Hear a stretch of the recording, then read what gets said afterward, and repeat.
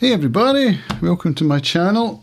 Cam's here with another video, and today I'm going to be doing a short review of Jonathan Strange and Mr. Norrell by Susanna Clarke. This was my second time reading this amazing book. I read it first in 2009 when it was recommended by Andy Ihnatko, formerly of the Chicago Sun-Times, when he was on Mac Break Weekly, a podcast I used to listen to about Macs. And he said it was an excellent book, and if you wanted to get good value on Audible, this was the one to get because it's so big.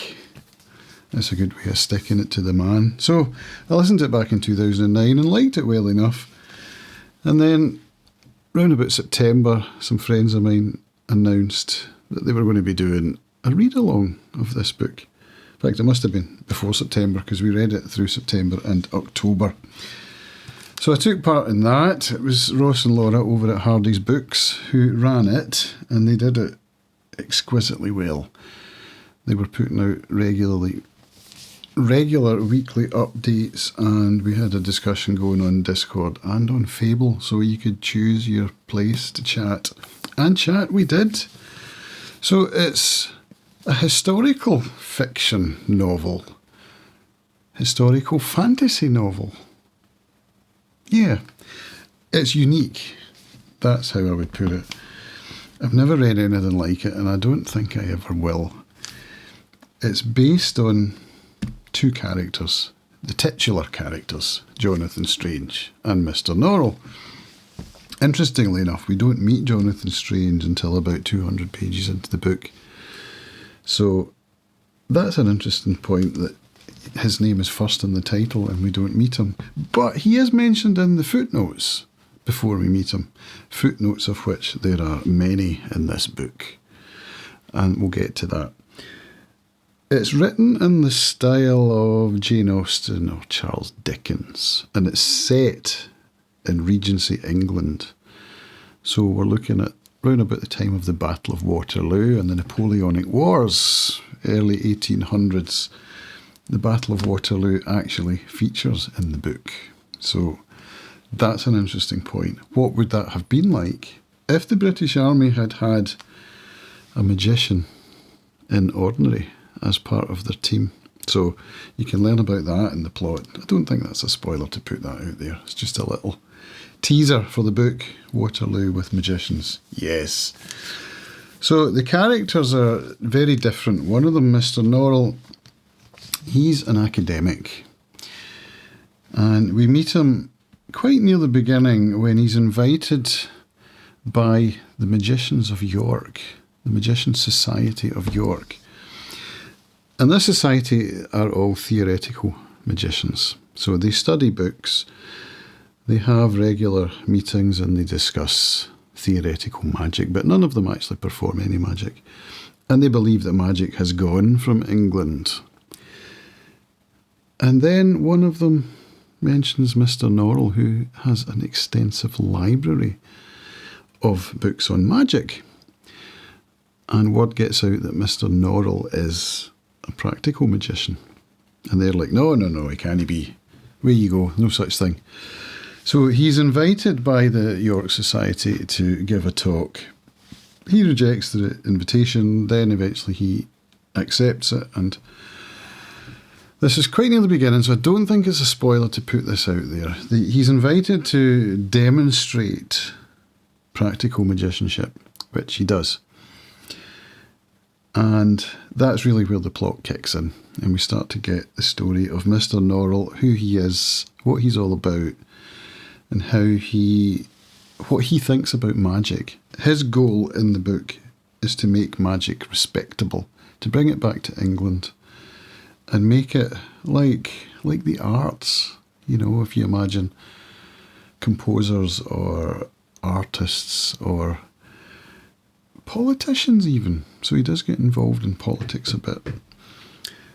And so that's his goal, is to make magic respectable. Jonathan Strange comes along a wee bit later, and he has magic really fall into his lap. It's not something he's ever thought about.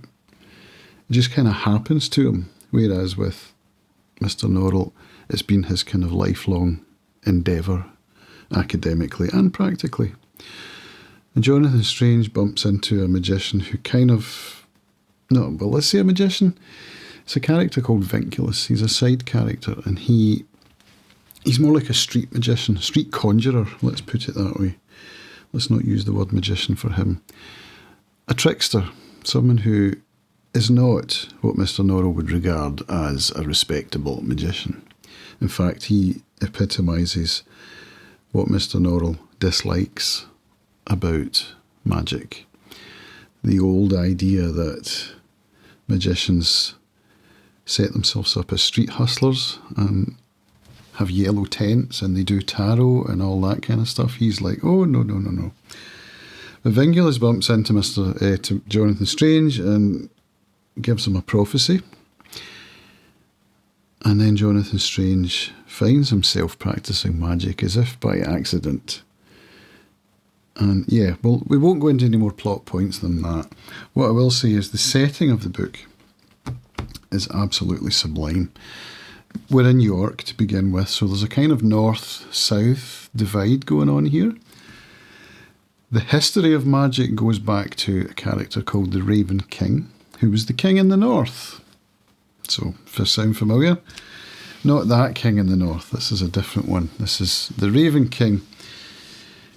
And so we get a kind of south-north thing, and Mr. Norrell, quite soon in the novel, makes his way down to London to set himself up and to make acquaintances, which he does do, with the help of some other side characters, Drawlight and Lascelles, two London society gentlemen who are movers and shakers, and they're out there to get what they can by whatever means to improve their social standing and all that kind of thing, you know.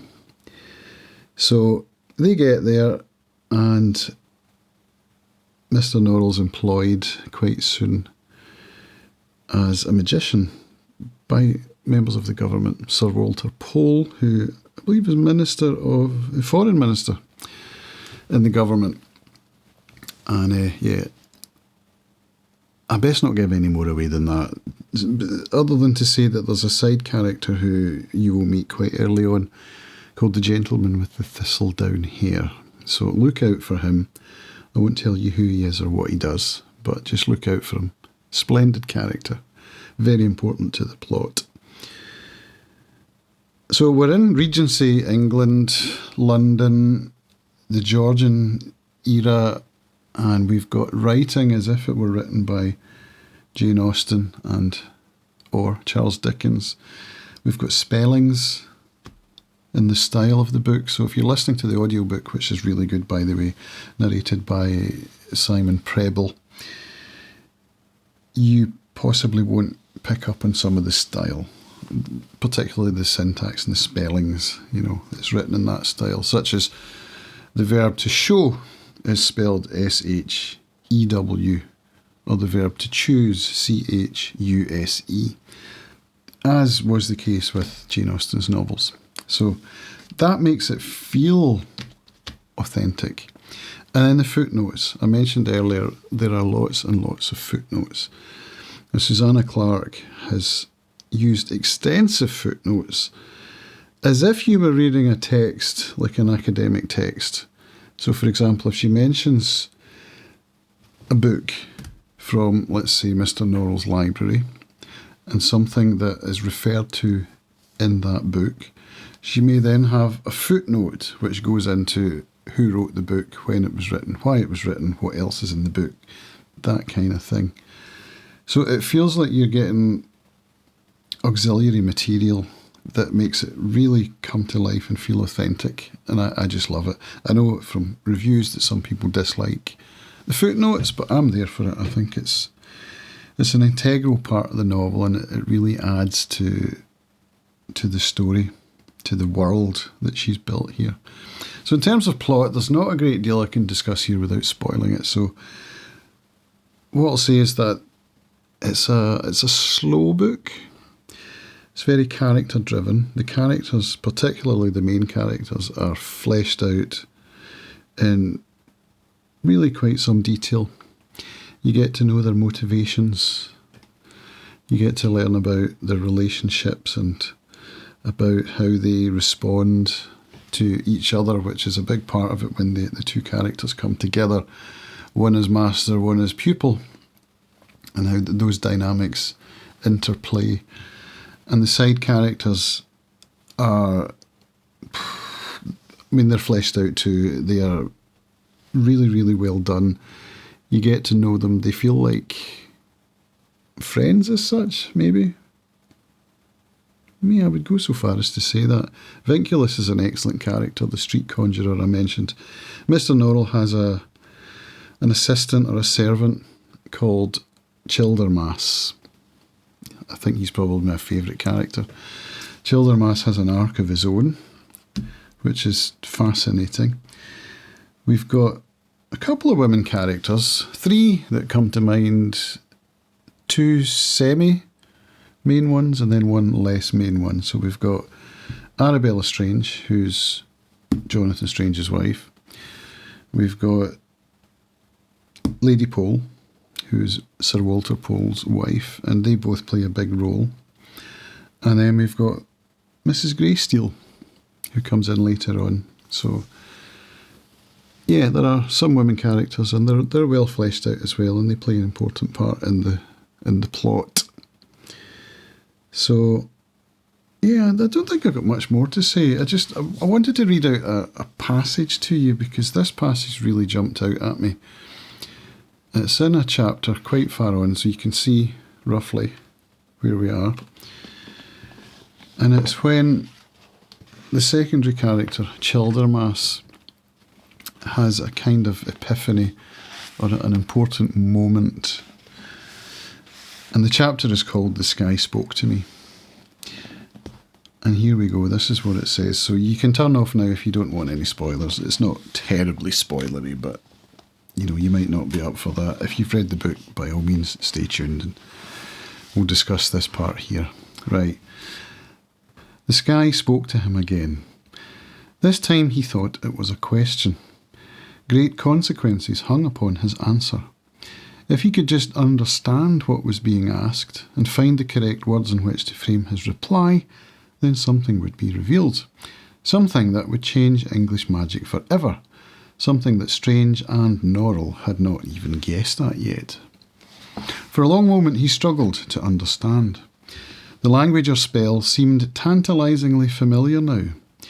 In a moment he thought he would grasp it. After all, the world had been speaking these words to him every day of his life. It was just that he hadn't noticed it before.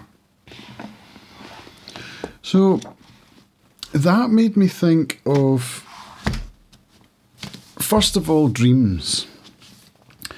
I don't know if you've ever had this, but I've had this a few times in life when I've dreamt that I'm in my house and there's an extra room that I didn't know about. And it's suddenly visible and it's like, oh my God, how did I not see that? It's always been there. You ever had that dream? So I feel like that's what's happening here. And that's how magic feels through this entire book for me. It's like when we've got the York Society of Magicians discussing theoretical magic. It once was a thing and now it no longer is. How can that be? How can magic just disappear? And as the story progresses, magic starts to come back. So we've got Mr. Norrell as the first practical magician, Jonathan Strange, another practical magician, and then magic starts to happen throughout England. And then there's a discussion between the two main protagonists about whether to try and bring back the old magic of the Raven King. Mr. Norrell's like, no, let's not do that. Jonathan Strange is like, oh, come on. So this passage I've just read here, it feels like magic has always been there, like that room in the house in my dreams. And all of a sudden it's there and it's like, how did I not see that before? So the way the book is written, it makes it feel as if magic very well could be real. And that appeals to me. That appeals to me in a big way. I've always kind of believed in magic. I think that's partly why I love fantasy so much. portal fantasy in particular, like Lion the Witch in the Wardrobe as a kid, you know. Imagine finding that in your room. Or The Dark is Rising, which I've just reread, Over Sea Under Stone, book 1 of The Dark is Rising sequence, has a similar kind of plot line where there's not a magic land behind a wardrobe, but a secret room. And in the room there's a map, and the map leads to blah, blah, blah. I just love that idea, and I used to dream as a kid of finding a portal, or that on my way home from school, if I walked across a certain path, that was a portal. So I just put that out there. Maybe that's why I love Thomas Covenant so much as well. As portal fantasies go, you know, that's one of the good ones. So that's what I thought of Jonathan Strange and Mr. Norrell. I'd say it's a very vibey book. It relies on the setting in quite a big way as an important part of the book. The setting for me it's like a character almost. Even that north and south sort of divide, that idea of respectable magic versus the old magic. So north and south ties into that. So yeah, it was my second read. I loved it. It's a 5-star book, easily. And in fact, I could probably read it again now and enjoy it just as much, if not more, because I'm already immersed in the plot, so I can just enjoy the writing and the style and the feel. So I'll leave it there. I recommend it to you. Definitely pick it up. If you love historical fiction, I think you would enjoy it as well. So all you people out there that love your Dickens and your Jane Austens, give it a go if you've never read fantasy. This could be a gateway for you. Speaking of classics, Master and Margarita. This book has got very strong vibes of Master and Margarita. There's a scene where they find themselves at a ball. So we've got Lady Pole, who is Sir Walter Pole's wife, Arabella Strange, Stephen Black, who is Sir Walter Pole's butler, and the gentleman with the thistledown hair. And they find themselves in a magic land of fairy at a ball at a big house called Lost Hope. I mean, how good is that a name for a house? And it just reminded me so much of the ballroom scenes in Master and Margarita. And also, there's that supernatural kind of fairy, kind of darkish feel to it, you know? It's just, oh yes. So it's got me wanting to read this again, which I wanted to do anyway. So, as I say, if you enjoy classics, but you've never read fantasy, and this is your jam, Jonathan Strange, I'm sure, will appeal to you. And if you've read Jonathan Strange and you haven't read any classics, pick up Master and Margarita. Do yourself a big favour, and then you can thank me later. Thanks for watching. See you in the next one. Bye.